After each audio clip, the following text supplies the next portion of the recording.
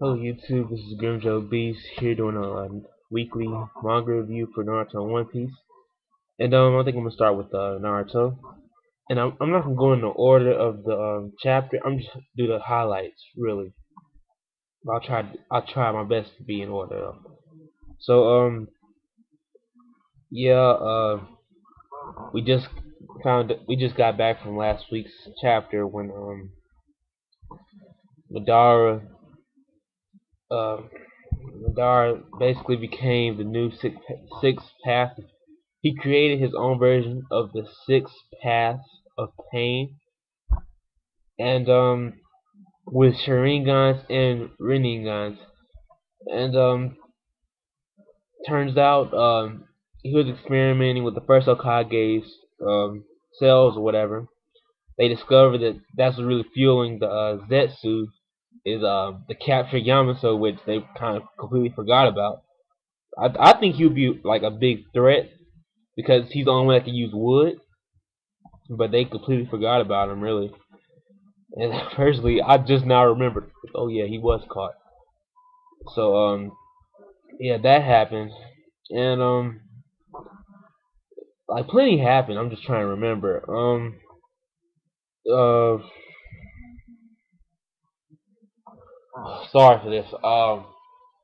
Oh yeah, so we find out Madara has the first Hokage's cells. He has the Sharingan. He has the Rinnegan. And find out that he's become immortal. Like I've been looking around on YouTube, a lot of people joking he's the new Aizen. And I mean like here's my thing. Why do the final villains always have to be so overpowered? Why can't you just come with like reasonable ways to make them really strong? I mean like I'm gonna continue reading Naruto because hey, I like Naruto. Even though it's kind of been it hasn't been shit, but it has been like on like just great. It hasn't been like that for a long time, but I still like it. But yeah, and the Raikage and Tsunade got back quick as fuck, just to make sure. And he told them that they let Killer B and Naruto go ahead and help with the war effort. And Shikamaru's dad's the main like strategist or whatever. So he's like, well, I mean that's good because Naruto can track all the hidden agents that's spread out throughout the Shinobi army. And then yeah, that happens. And this is kind of the part that really made the chapter for me. Is Naruto has three new moves with his chakra code or whatever. He has a little mini Rasengan Shuriken that he can use. He has another jutsu where he can make I would like to say maybe six or more arms, all having Sharingans in each hand. And there's one giant Rasengan that's like a vacuum. It brings everything together. So he was just like basically beating these clone soldiers' ass. And then once they were defeated, the little trees popped up to reinforce that they have the first Hokage cells.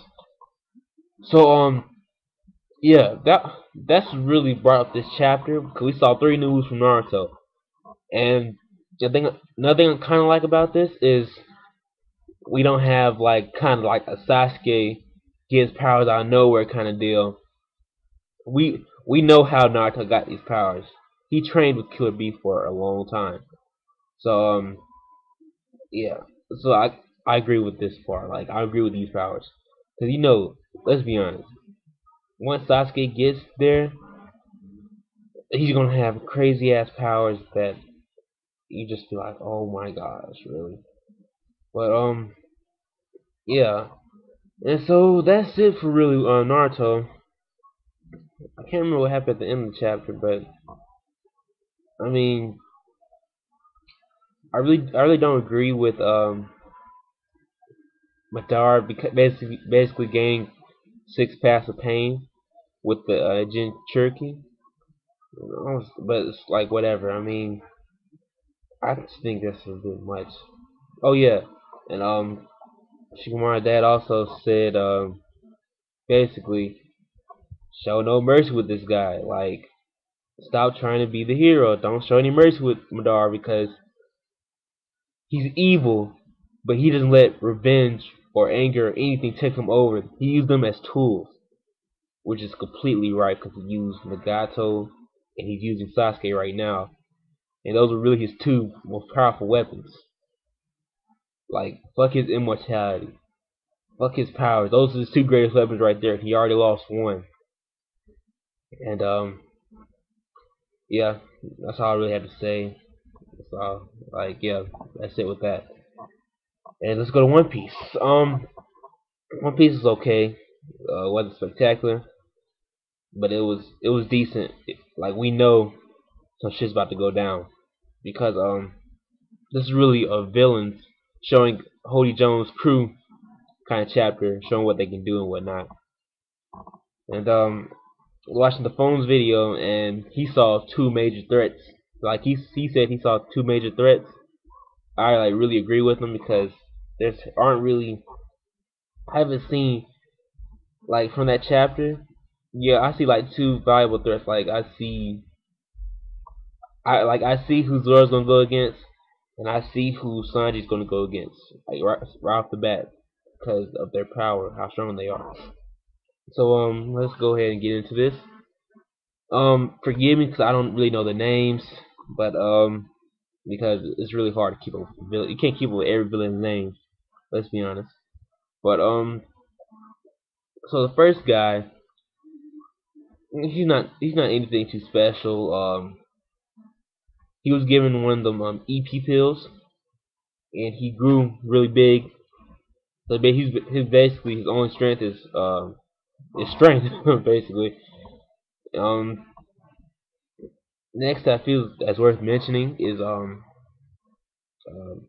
the squid, the silent assassin, or the no, it's not the silent assassin, it's the drunken assassin. It's when he's drunk, he's the most dangerous with a sword. So you know that's Zoro's matchup right there, and I think it's gonna be pretty. It's gonna be good. It's really gonna be good. I want to see him more in action. Cause I think his attack was so beast. Like he killed like 4 or 5 of his own guys while he was drunk in a flash like that. So it's gonna be great. And one guy that can blend in with his blend in with his environments. He really didn't attack anybody. He just got ran over.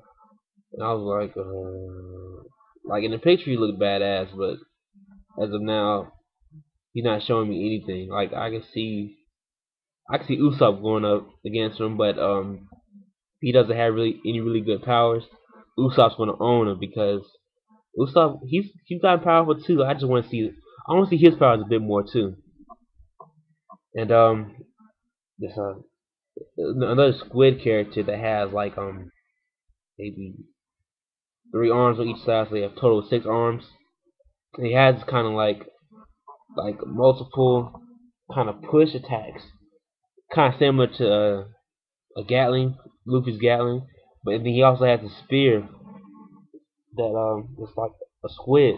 It can absorb all the water out of your system.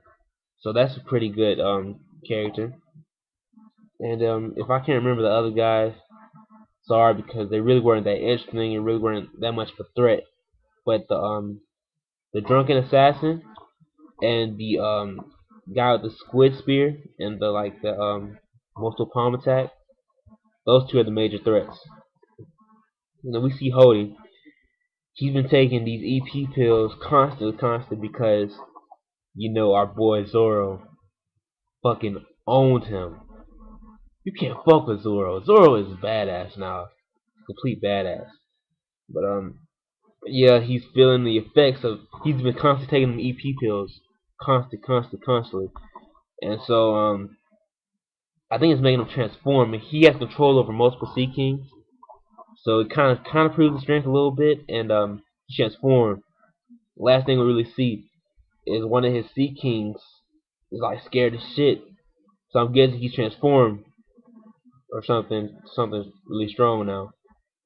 So yeah, that happens, and that's it for One Piece chapter. And Bleach, uh,